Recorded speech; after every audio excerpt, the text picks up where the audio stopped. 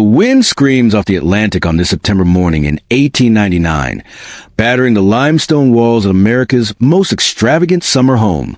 Inside room 201 on the mansion's second floor, a man lies dying at 55 years old. His name is Cornelius Vanderbilt II, heir to the greatest transportation empire the nation has ever known, master of fortune worth $200 million, builder of the 70-room palace called the Breakers that towers above Newport's rocky shore.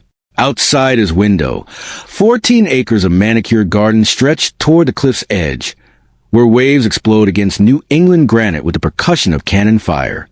The room reeks of medicinal ether and expensive cologne, of roses cut fresh that morning by 20 gardeners whose wages he'll never count again. His wife Alice sits beside the carved walnut bed, her hand trembling as it rests upon his cooling fingers. Through the rouged royal marble fireplace's reflection in the mirror above, she can see her own face. 43 years old, suddenly ancient. The doctors departed an hour ago. There is nothing more to be done. Cerebral hemorrhage. They called it the same stroke that paralyzed half his body 3 years earlier, has returned to finish what it started. In his palm, she feels no pulse, only the weight of empire slipping away like sand through an hourglass. Downstairs, servants move like ghosts through the great hall, that soaring 50-foot cube of carved limestone where 3 months ago the family hosted Newport Summer Elite. Tonight there will be no laughter echoing off those coffered ceilings, no champagne flutes chiming against rose alabaster columns. The music room's gilt-end silver ceiling reflects only darkness now. The 2,400-square-foot dining room, where 34 guests once feasted beneath baccarat crystal chandeliers, stands empty, its 16-foot table a monument to appetites that can no longer be satisfied. The telephone rings in the butler's pantry. The bronze caller system's numbered lights flicker. Room 12, the library. Young William, their eldest son, barely 21 and fresh from Yale, calling to ask what he already knows. His father, the man who commanded the largest railroad in America, who employed 40,000 workers, who moved the lifeblood of the continent along 11,000 miles of steel tracks spanning 11 states and 2 Canadian provinces. That man is gone. And with him goes something else, something the family won't fully understand for decades. The beginning of an end. What they don't know, what they cannot possibly know in this moment of grief, is that the very mansion built to symbolize their permanence will become the monument to their impermanence. That 73 years from now, Cornelius's great-grandchildren will be evicted. Yes, evicted from the 3rd floor of their own family home, reduced to scheduling appointments just to remove their belongings.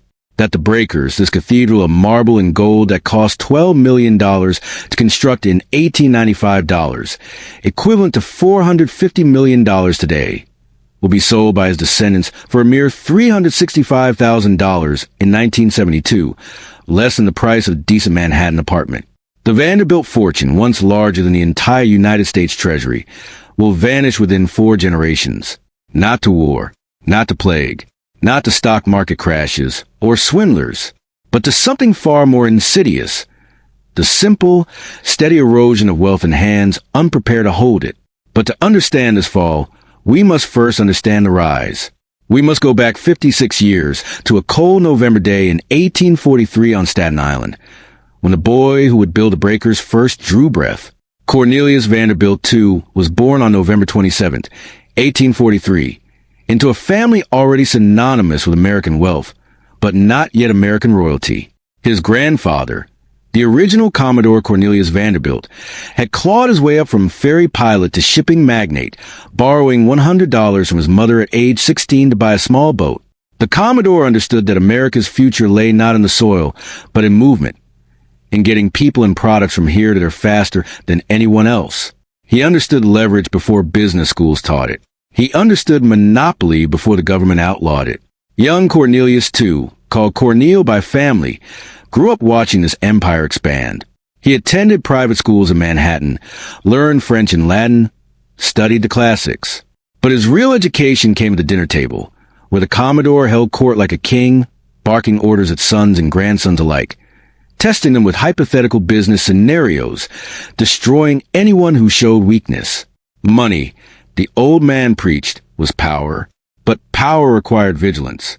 Any fool can make a fortune, the Commodore was fond of saying. It takes a man of brains to hold on to it. The pressure was immense. Cornelius, too, was the eldest son of William Henry Vanderbilt, himself the eldest son of the Commodore. The weight of dynasty rested on young shoulders.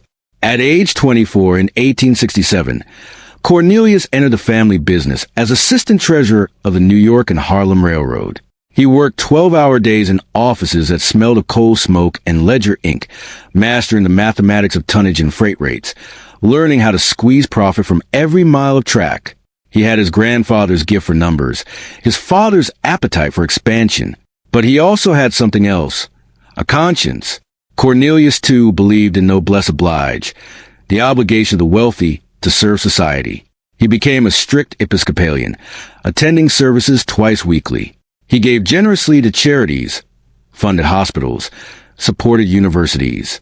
In 1867, at age 24, he married Alice Claypool Gwynn, daughter of a prominent Cincinnati lawyer. Alice shared his values: duty, propriety, Christian service. Together they would have 7 children, building a family as carefully as one builds a railroad. The Commodore died in 1877, leaving nearly $100 million to Cornelius II's father, William Henry, more than was held in the U.S. Treasury at that time. William Henry had been underestimated his entire life, dismissed by his tyrannical father as slow-witted, but given control of New York Central Railroad, he proved to be the best businessman the family ever produced. In fewer than 9 years, he doubled the fortune to over $200 million, expanding the rail network, crushing competitors, maximizing efficiencies with ruthless precision. When William Henry died suddenly in 1885, collapsing on the porch of his Fifth Avenue mansion at age 64, Cornelius, too, inherited leadership of the empire. He was 42 years old. The weight he'd been preparing for his entire life finally settled onto his shoulders. He became chairman and president of the New York Central Railroad system, controlling the second-largest railroad network in America. 11,000 miles of track, 40,000 employees, annual revenues exceeding $100 million. His personal fortune exceeded $70 million, roughly $2.5 billion in today's money. The world called him America's railroad king. Wall Street watched his every move. When Cornelius Vanderbilt II spoke, markets trembled. He moved between his 157-room mansion on Fifth Avenue in Manhattan and his growing estate in Newport, Rhode Island, commanding his empire from mahogany-paneled offices, his every decision affecting thousands of lives, millions of dollars. He worked constantly, driven by the Commodore's ghost, by the fear of being the generation that failed. In 1893, he made a decision that would define his legacy. He would rebuild his modest Newport summer cottage into something unprecedented, a palace that would announce the Vanderbilt dominance not through conquest, but through culture, through beauty, through a permanence carved in Italian marble and French limestone. He hired Richard Morris Hunt, America's first graduate he called the Beaux-Arts in Paris, the architect who had designed the base of the Statue of Liberty, the man who was reshaping Newport's coastline into a showcase of American aristocracy. Hunt was 56, at the height of his powers. Cornelius gave him an unlimited budget and a single mandate: build something that will last forever. Together, they designed the breakers. The original breakers, the modest wooden structure Cornelius had purchased in 1885 from tobacco heir Pierre Lorillard for $450,000, burned to ground on November 25, 1892. Fire, the great democratizer, consumed it in hours. Cornelius stood on the lawn watching flames consume his family's summer retreat, and in the smoke he saw not disaster but opportunity. He would rebuild, yes, but he would rebuild in a way that made fire impossible. He would build with stone and steel, with marble and granite. He would build a fortress disguised as a palace. Construction began in spring 1893. The site, perched on a cliff overlooking Easton Bay, offered breathtaking Atlantic views, but brutal engineering challenges. Hunt's design called for a 5-story Italian Renaissance revival palace, a tribute to the 16th century Genoese villas he'd studied in Italy. The footprint alone would cover 1 full acre, 43,000 square feet. The mansion would contain 70 rooms across 5 floors, with living space totaling 62,482 square feet. Every detail was to be executed by hand. Every material imported from the finest sources on Earth. Cornelius demanded absolute fireproofing. Hunt responded with revolutionary construction techniques. The skeleton was steel trusses, the same materials rebuilding Chicago after its Great Fire. Load-bearing walls were brick-lined with concrete, then clad in Indiana limestone. The roof was red terracotta tile shipped from Italy. Inside, walls feature imported marble, rose alabaster from Italy, green from Africa, Cipollino marble with its distinctive green and white waves. Even the heating system was separated. Boilers installed in an underground chamber beneath the front lawn, piped through fireproof conduits. If disaster struck, it would spare the house. 700 craftsmen swarmed the site. Italian plasterers mixing horsehair into lime plaster. French sculptors carving limestone figures above doorways. German metalworkers forging wrought iron gates that weighed 2 tons each. The construction was a symphony of immigrants, men who brought old world skills to new world ambitions.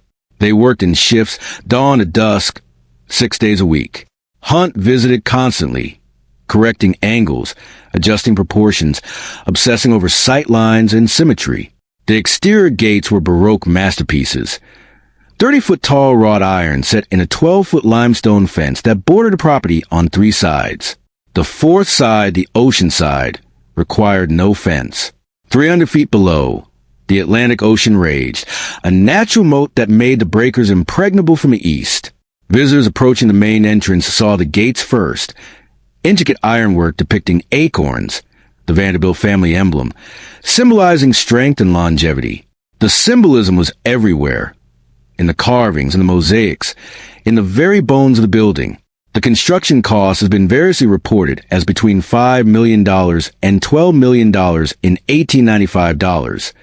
Somewhere between $150 million and $450 million today. Cornelius never disclosed the exact figure. Old money doesn't discuss money, but records show the furnishings alone cost another $2 million. The total investment, adjusted for inflation, likely exceeded $500 million. For a summer home, used 3 months a year. The mansion was completed in July 1895, 2 years after groundbreaking. Cornelius, Alice, and their 7 children moved in that summer, joining Newport's social elite for the season. The debut was spectacular. A grand ball attended by 300 guests, the cream of Gilded Age society. Women arrived in gowns that cost more than most Americans earned in a decade. Men wore tailcoats and white gloves, discussed railroad stocks and shipping tariffs over champagne and caviar. The Vanderbilts had arrived, not just in Newport, in history. Step through those Baroque iron gates. Crunch across the pea-gravel driveway lined with pin oaks and red maples. Imported ornamental trees that screen the mansion from its neighbors, though no neighbor lies closer than 200 yards. The trees act as green curtains, increasing the sense of distance, of separation from the common world. Among them stand 2 rare blue atlas cedars, natives of North Africa, their branches spreading like frozen waterfalls. Japanese yew and Pfister juniper hedge the footpaths. This is landscaping as theater, nature bent to aristocratic will. The front entrance is imposing but not garish. A modest doorway by the mansion's overall scale, designed to build anticipation. Push through, and you enter not directly into grandeur, but into a calculated sequence. First vestibule, then the entrance foyer, and then you see it. The Great Hall hits you like a physical blow. 50 feet long, 50 feet wide, 50 feet high, a perfect cube of carved limestone and gilded wood. Your neck cranes upward involuntarily. The coffered ceiling seems afloat, supported by nothing, though hidden steel trusses do the real work. Light pours through clear-story windows, illuminating 6 limestone figure groups positioned above doorways, celebrating humanity's progress. Galileo representing science, Dante representing literature, Apollo representing the arts, Mercury representing commerce, and 2 more contemporary figures, Richard Morris Hunt himself, representing architecture, and Carl Bitter, the sculptor who carved these very figures, representing sculpture. The Vanderbilts placed their architect in company with gods and poets. This was ego, yes, but also gratitude. The floor is polished marble, reflecting the room's grandeur like a dark mirror. In the center, a massive Persian rug, hand-woven, taking 15 weavers 3 years to complete, adds warmth without diminishing the scale. The room's acoustic properties are remarkable. A whisper at one corner carries the opposite with crystalline clarity, while normal conversation somehow doesn't echo. Hunt designed this intentionally, studying European cathedrals, understanding that in great spaces, sound matters as much as sight. 6 doorways lead from the Great Hall to different realms of the house. To the left, the gentleman's reception room and billiards room, male spaces, designed in Roman marble and dark woods. To the right, the ladies' reception room and morning room. Feminine spaces, decorated in platinum leaf and soft pastels. Straight ahead, the grand staircase rises in theatrical sweep, its carved oak banister polished to glass smoothness by 10,000 hands. Above the staircase hangs a stained glass skylight designed by John Lafarge, originally installed in the family's Manhattan townhouse and transplanted here. 105 square feet of colored glass depicting clouds and sky, making the ceiling itself seem to dissolve into heaven. Follow me to the left, through carved doors into billiards room. Here Hunt departed from the overall Renaissance theme to create something older, more primal, ancient Rome. Walls are great slabs of Cipollino marble from Italy, 8 feet tall, their green and white patterns resembling frozen waterfalls. Arches of rose alabaster provide color contrast, glowing honey gold when lit from behind. The ceiling is a mosaic masterpiece. Thousands of tiny stones, semi-precious many of them, arranged in patterns of acorns and billiard balls. Cornelius's signature again, repeated obsessively. Renaissance-style mahogany furniture provides the only wood in a room otherwise entirely mineral, a cave transformed into a palace chamber. But the true heart of the mansion lies ahead, the dining room. Walk through the arcade, an open passageway lined with potted palms that mimics an Italian courtyard, and enter the most extravagant space in the house. 2,400 square feet. The dining room is larger than most American homes of its era. The ceiling soars 30 feet high, painted by Italian masters to depict Aurora, goddess of dawn, riding her 4-horse chariot across the sky, while Greek figures pose dramatically. The painting took 6 months, the artists lying on their backs on scaffolding, Renaissance style. 12 rows alabaster Corinthian columns stand freestanding throughout the room, supporting a colossal carved and gilt cornice that runs the room's perimeter. The columns are polished to such smoothness they seem to glow from within, honey-colored, translucent in the right light. The walls are covered with 18 to 24-karat gold gilt, applied using traditional rabbit skin glue, a technique unchanged since the Renaissance. In candlelight, and the room still has candlelit dinners, though the chandeliers can switch to electricity. The gold seems to breathe, to pulse with warmth. The dining table is carved oak in 16th century French style, seating 34 comfortably. When fully extended and set with a Vanderbilt's china, crystal, and silver, the table held more wealth than most Americans would earn in 10 lifetimes. 2 Baccarat crystal chandeliers hang from the ceiling, each containing 100 pieces of cut crystal, capable of holding 50 candles or converting to electric bulbs, the height of 1895 technological sophistication. The room cost $500,000 to furnish, $18 million today, more than entire mansions cost lesser families. Adjacent to the dining room lies the breakfast room, a study in contrast. Where the dining room overwhelms, the breakfast room soothes.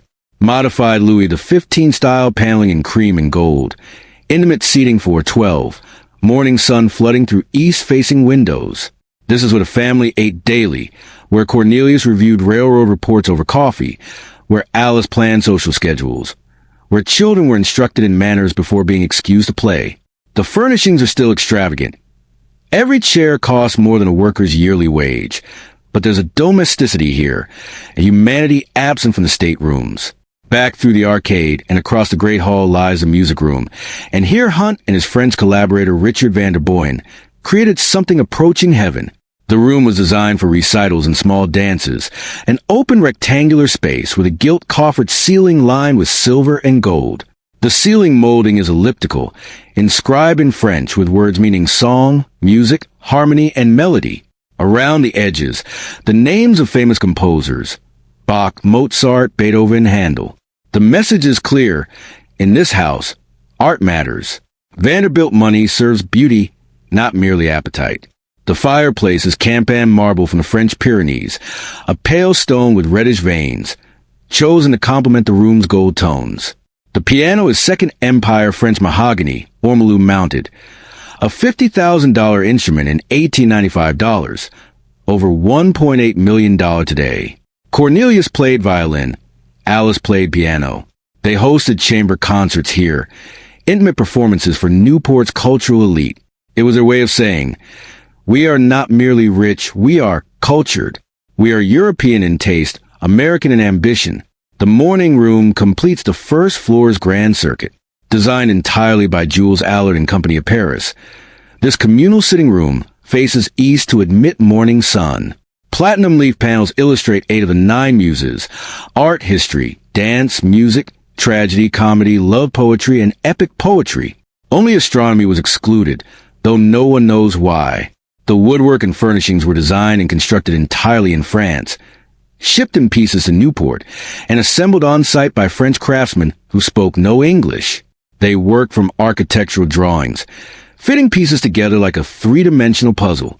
Now follow me upstairs. The grand staircase is wide enough for 4 people to ascend abreast. Its oak treads thick as railroad ties, worn but not worn out after 130 years. At the first landing hangs a portrait of Cornelius in his prime. Dark suit, white collar, stern expression. He stares at you with the unblinking confidence of a man who knows his empire will outlast him. The irony is almost painful. The second floor is the family's private domain. Here the scale shifts from public grandeur to intimate luxury. 12 bedrooms line 2 hallways. Mr. Vanderbilt's bedroom is Louis XIV style, carved walnut bed, Rouge royal marble fireplace, heavy burgundy curtains. The bed is massive, 6 feet wide, tall enough that he needed a stepping stool to climb in. This is where he slept, where he suffered his first stroke in 1896, where he died in 1899. The room contains memorabilia, photographs of children, sketches by his daughter Gertrude, letters from business associates. There's something heartbreaking about these personal items preserved in a house that's now a museum. Mrs. Vanderbilt's bedroom is a perfect oval, connected to her husband's by a door that could be locked from her side. Social convention of the era. For closets line the walls, holding perhaps 1/10 of her wardrobe. The rest was stored in Manhattan. Gilded Age ladies change clothes 7 times daily. Morning dress, calling dress, luncheon dress, walking dress, tea dress, dinner dress, evening dress. Alice employed 2 ladies' maids just to manage her costumes. A pager system connected her room to the servants' quarters. She could summon specific servants without shouting, without appearing unladylike. Their daughter Gertrude's bedroom is the most revealing space on the floor. Gertrude was 19 when she moved into the Breakers, a rebellious young woman who would later become a sculptor and art patron, founding the Whitney Museum of American Art in 1931. Her room shows her resistance to family expectation. On the walls hang her own artwork, rough sketches of laborers and engineers, studies of male bodies in motion, subjects no proper lady should notice, much less depict. Above her bed hangs a portrait of her at age 5 by Raimundo de Madrazo y Garita, purchased by her parents for thousands of dollars. The juxtaposition is perfect. The idealized child versus the complicated woman. The Vanderbilt princess who wanted to be loved for herself, not her name.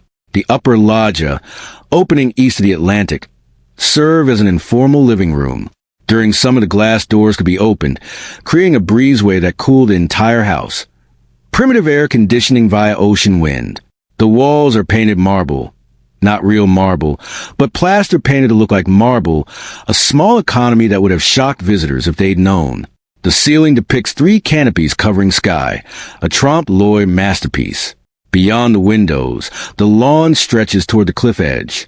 In Vanderbilt days, this lawn hosted croquet matches, tea parties, archery competitions. 20 gardeners maintained it, working year-round to keep the grass perfect for 3 summer months. The 3rd floor, originally designed by Ogden Codman in Louis XVI style, contained 8 family bedrooms and a sitting room. North wing, 3rd floor quarters housed domestic servants. Hunt's design challenge was incorporating servant quarters without visible servant access. Using the Italian Renaissance pitched roof, He created 2 separate third floors, one for family, one for staff. 30 bedrooms total on those floors, plus sitting rooms, storage, laundry. 3 additional bedrooms for butler, chef, and visiting valets sat on the mezzanine entresol floor between first and second floors, tucked behind the kitchen. The attic floor held more staff quarters and, remarkably, the cisterns. One smaller cistern supplied hydraulic pressure for the 1895 Otis elevator, still functioning today. 2 larger cisterns supplied fresh and salt water to the mansion's 14 bathrooms, a separate bathroom for nearly every bedroom. Shocking luxury in 1895, when most Americans still used outhouses. The entire house was wired for electricity in 1895, though the system was primitive and dangerous. Gas lines ran in parallel. The baccarat chandeliers could burn gas or electric at the flip of a switch. The house had 1 telephone in the butler's pantry, connected to a switchboard in Newport. Central heating came from those underground boilers. Hot water piped through the walls. The kitchen featured a 21-foot cast iron stove heated by coal, cooking surfaces reaching 600 degrees. Adjacent ice rooms, filled with blocks cut from Newport ponds in winter, kept food fresh. The technology represented everything 1895 could offer. And yet, for all this modernity, the Breakers remained fundamentally a summer house, used only June through August. The rest of the year it sat empty, heat turned off, furniture covered in sheets, staff reduced to a skeleton crew of caretakers. The waste was staggering. $500 million in infrastructure used 12 weeks annually. But waste, in the Gilded Age, was the point. Waste demonstrated you had more than you could possibly use. Waste was power made visible. The summer of 1895, the Breakers' first season, established the Vanderbilts as the undisputed masters of Newport society. Every significant social event occurred within these walls. In July, a grand ball celebrated the mansion's completion. 300 guests, 6-course dinner, orchestra playing until dawn. Women wore gowns by Worth of Paris, jewels valued at hundreds of thousands. Men discussed the national economy, debating whether the gold standard could survive. Servants moved silently, refilling champagne, removing plates, making wealth look effortless. August brought tennis on the mansion's clay courts, yacht races viewed from the upper loggia, afternoon teas in the morning room, where gossip flowed faster than Earl Grey. Alice presided over these gatherings with practiced grace. Her social calendar planned weeks in advance. Who sat next to whom mattered. Who received invitations mattered. Social climbing in Newport was a blood sport, and the Breakers was the arena's center ring. Cornelius himself preferred quieter pursuits. He rose at 6, read newspapers over breakfast in the breakfast room, then retreated to the library to conduct railroad business via telegraph and mail. The library was a sanctuary. Circassian walnut paneling impressed with gold leaf, coffered ceiling painted with dolphins, symbols of hospitality and the sea. Between ceiling and paneling hung green Spanish leather embossed with gold, absorbing sound, making the room acoustically dead. Here he could think without distraction. The fireplace mantel, imported from a 16th century French chateau in Arnoux-Duc, bore an inscription in Latin. Divicius alias fulvo sibi condrat oro /et teni culti iudra multa soli / quem labor assiduus vicino terit host / martia cui somnos classica pulsa fugent / me mea paupertas vita tragicat inerti / dum meus assiduo lucit igni focus. The translation: I laugh at great wealth and never miss it. Nothing but wisdom matters in the end. The inscription was either profoundly ironic or tragically prophetic. Here sat one of America's richest men, in a room that cost $200,000 to furnish, reading words that dismissed wealth's importance. Did he believe them? Or were they merely fashionable philosophy, the kind of noble sentiment rich men admire without following? Inside the library stood 2 busts, a bronze of William Henry Vanderbilt II, Cornelius's eldest son, who died of typhoid at 21 while attending Yale, the most devastating loss of Cornelius's life, and a marble bust of Cornelius himself, commissioned by Alice, capturing him at 45, still vigorous, still confident. The room was thus a shrine of both present power and past grief, joy and sorrow existing side by side, unable to reconcile. The children, 7 in total, ranging from age 5 to 25 in 1895, treated the breakers as both palace and playground. They swam in the ocean below the cliffs, accessed by a narrow path carved into stone. They played hide-and-seek in the mansion's 70 rooms, discovering secret passages Hunt had incorporated for servants, spying on adults through concealed panels. Young Alice read novels in the morning room while her parents napped. Reginald, barely 15, snuck cigarettes in the billiards room, assuming the marble absorbed the smell. Gladys practiced piano in the music room, dreaming of concert halls in Vienna. And Gertrude, beautiful, complicated Gertrude, wandered the grounds with a sketchbook, drawing gardeners and servants, obsessively fascinated by working-class bodies, their musculature, their casual grace. She would later marry Harry Payne Whitney, one of the wealthiest men in America, but spend most of her time in her Greenwich Village sculpture studio, creating art that celebrated laborers, immigrants, common people. The Vanderbilts gave her wealth. She gave it back through art, seeking redemption through beauty. The lifestyle was absurd. 20 servants inside the house, 20 gardeners outside, plus grooms, stablemen, drivers, laundresses, seamstresses. The food budget for one summer exceeded most American families' annual income. Parties cost thousands, dinners cost hundreds, even simple teas required elaborate preparation. And yet it all ran smoothly, invisibly, making leisure look natural rather than constructed. But beneath the surface, cracks were forming. On June 4th, 1896, Cornelius suffered his first stroke. He was 52 at the height of his powers, negotiating a major railroad merger in his New York office. Without warning, his left side went numb. His speech slurred. He collapsed, face first, onto his mahogany desk. Doctors were summoned. They diagnosed cerebral hemorrhage, bleeding in the brain, caused by years of stress, overwork, high blood pressure exacerbated by rich diet and little exercise. He survived, but the stroke left him partially paralyzed. His left arm hung useless. His left leg dragged when he walked, requiring a cane. His speech recovered, but his energy never did. He was forced to retire from active railroad management at age 53, handing control to subordinates while maintaining the title of president. For a man who'd worked 12-hour days since age 24, who defined himself through work, the retirement was a kind of death. He spent his last 3 years largely at the breakers, sitting in the library, reading, watching the ocean, feeling his empire slip from his grasp.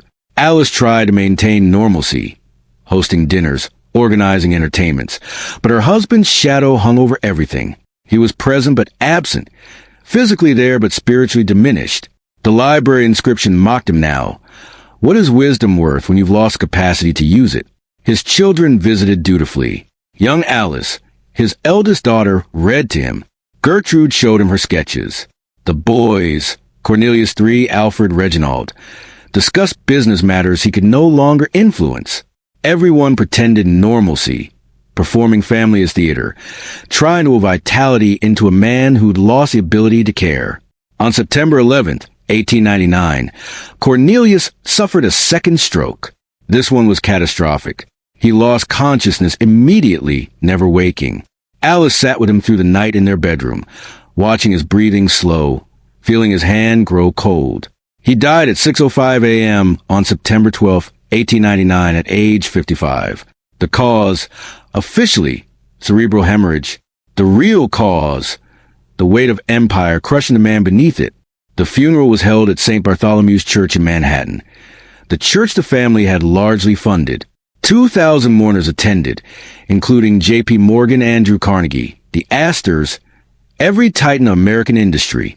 The New York Times devoted 3 full pages to obituaries and tributes. The stock market closed for the afternoon. A special train carried the casket to New Dorp, Staten Island, where Cornelius was buried in the family mausoleum beside his father, his grandfather, the men whose ambition had created the dynasty he tried to maintain. Alice inherited the breakers and a fortune estimated at $70 million. There will divided the estate among 7 children, but the bulk went to Alice to maintain during her lifetime. She would live another 35 years, dying in 1934 at age 89, outliving her husband by more than 3 decades. She continued using the breakers every summer, hosting reduced but still elegant entertainments, maintaining standards even as the Gilded Age died around her. But the Vanderbilt dominance was over.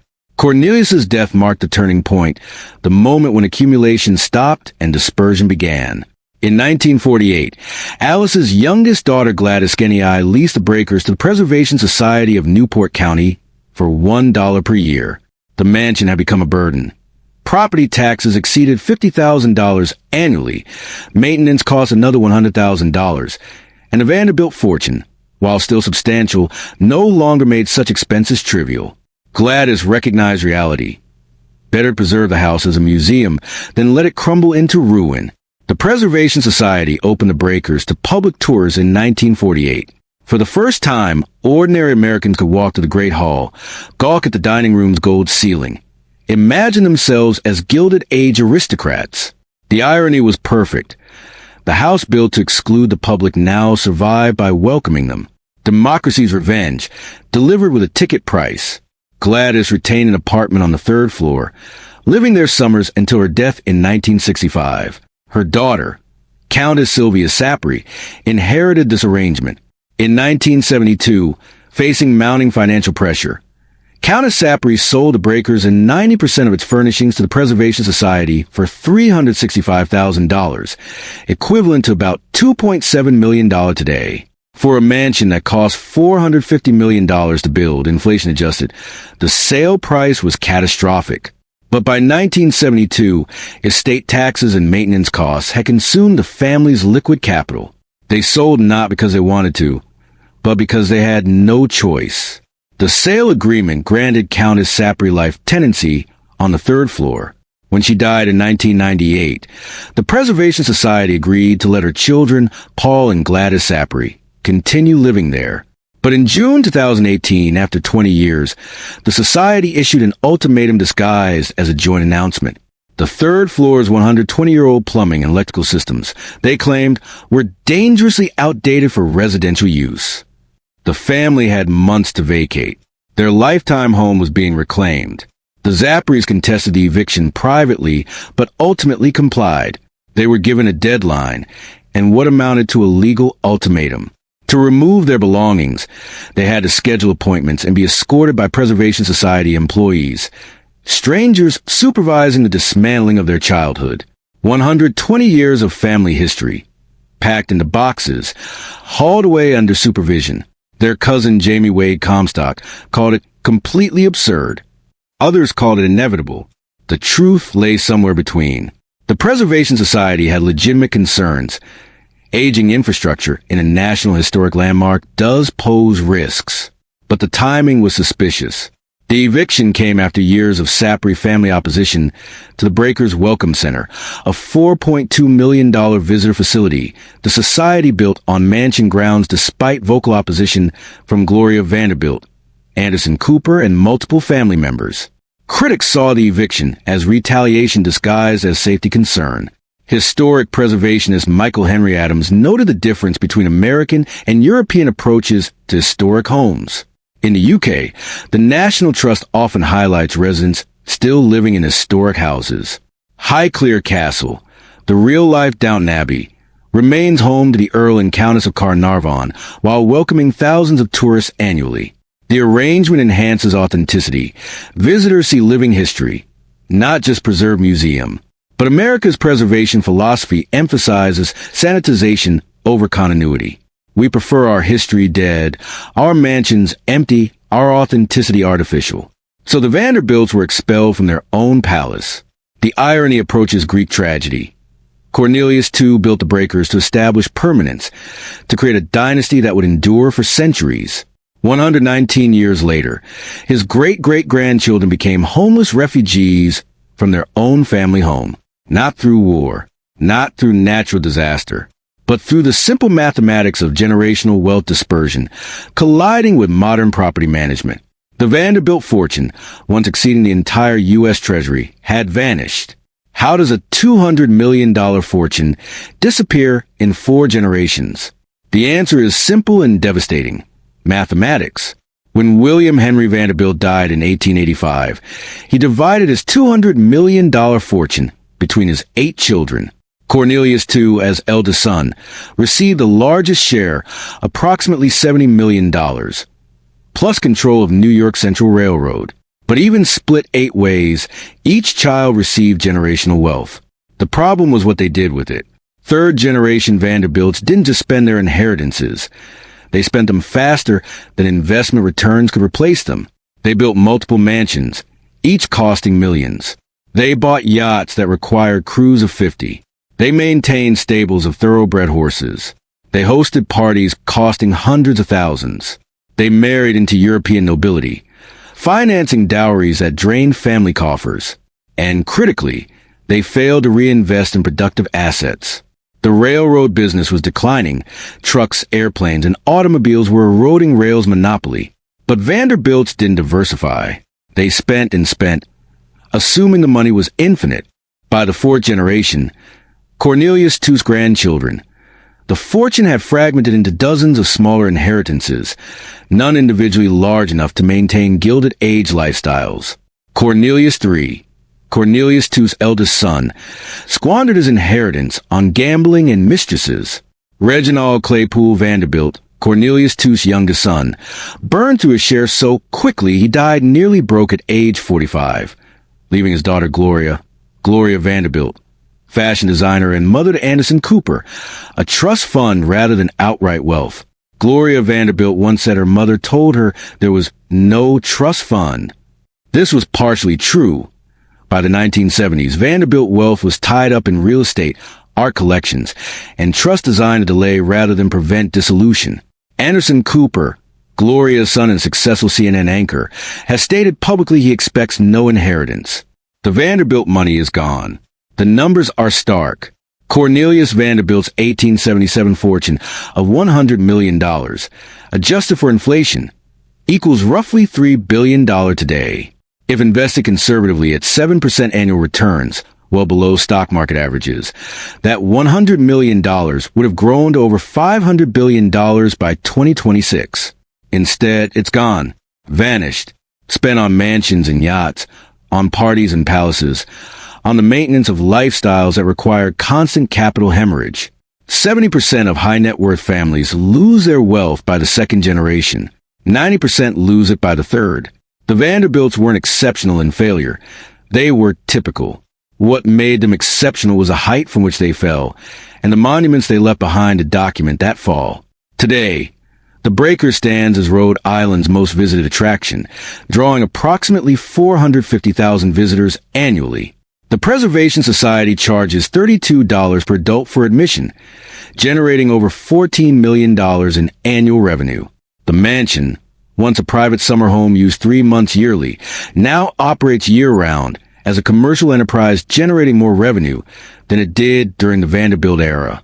The 3rd floor, where the Zapparies lived until 2018, has been open for specialized tours. Visitors can now see the servants' quarters, the family bedrooms, spaces previously private. The Preservation Society markets this as unprecedented access, charging premium prices. The final violation, monetizing even the intimacy that remained. The mansion itself is immaculately maintained. The Preservation Society spends over $3 million annually on upkeep, cleaning marble, repairing plaster, treating woodwork, maintaining the landscape. The house looks better now than it did in Vanderbilt days, preserved like an insect in amber, frozen at the peak of its splendor. But the corpse's beauty, perfect cold dead. Walking through the breakers today feels like visiting a mausoleum. The rooms are roped off, visitors channel along prescribed paths. Forbidden to touch anything. Guards watch constantly, ensuring no one damages the exhibits. Because that's what the rooms are now. Exhibits. The dining room where Cornelius hosted 34 guests is a display case. The library where he read by firelight is a photo opportunity. The bedroom where he died is a curiosity. The irony is almost unbearable. Cornelius built the breakers to establish permanence, to create a physical monument to Vanderbilt power that would endure for centuries. And in a sense, he succeeded. The breakers has lasted, but not as he intended. It endures not as a family home, but as a museum, not as a symbol of power, but as a cautionary tale. Tourists visit the breakers not to admire the Vanderbilts, but to gawk at their excess, to marvel at wealth so vast it built palaces, and to secretly delight in the knowledge that it all vanished. There is a lesson here, though like all lessons drawn from tragedy, it's one we'll likely ignore. The Vanderbilts believed money equaled permanence. They believed accumulation guaranteed legacy. They built mansions in marble and granite, materials that outlast flesh, that survive fire and storm. They inscribed their names on libraries and universities. They created foundations and endowments. They tried to make themselves immortal through infrastructure. But permanence doesn't come from things. It comes from purpose, from values maintained across generations, from teaching children not just to spend wealth, but to create it, from understanding that fortunes require stewardship, not just inheritance. Cornelius Vanderbilt, the Commodore, understood this. He built an empire from nothing, creating wealth through intelligence and ruthlessness. William Henry Vanderbilt understood this too, doubling his inheritance through shrewd management. But Cornelius, too, for all his virtues, spent his life managing rather than building. And his children spent rather than managing. And their children merely spent. Each generation moved one step further from creation, one step closer to consumption. By the fourth generation, the fortune was ash. The breaker stands as monument to this failure. Every gold leaf ceiling, every alabaster column, every mosaic floor represents capital that should have been invested, instead frozen in stone. The mansion cost $450 million in today's dollars. Invested at modest returns, that $450 million would today be worth $50 billion. Instead, it became a museum. There's a poetic justice to the breaker's fate. The house built to exclude ordinary Americans now survives by welcoming them. The family that tried to establish aristocracy in a republic was defeated by that republic's values. Democracy doesn't destroy palaces. It nationalizes them. It opens the gates and charges admission. It turns private glory into public spectacle. And perhaps that's the truest memorial. Not the mansion itself, but what the mansion became. Not a symbol of one family's power, but a symbol of power's impermanence. Not a monument to wealth, but a cautionary tale about wealth's fragility. Visitors leave the breakers both awed and relieved. Awed by the beauty, the scale, the audacity of Gilded Age ambition. But relieved they're not Vanderbilts, not trapped in the gilded cage, not responsible for maintaining the unmaintainable. They photograph the Great Hall, marvel at the dining room's gold ceiling, and return to their ordinary lives feeling oddly fortunate, because they know what the Vanderbilts learned too late, that the heaviest burden isn't poverty, but the weight of maintaining wealth you didn't create, in a world that no longer values what that wealth represents. The wind still screams off the Atlantic, battering the limestone walls as it did on that September morning in 1899 when Cornelius II breathed his last. The waves still explode against the cliffs below, percussion unchanged for millions of years, outlasting even the Vanderbilt fortune. The mansion still stands, immaculate, eternal, but the family is gone.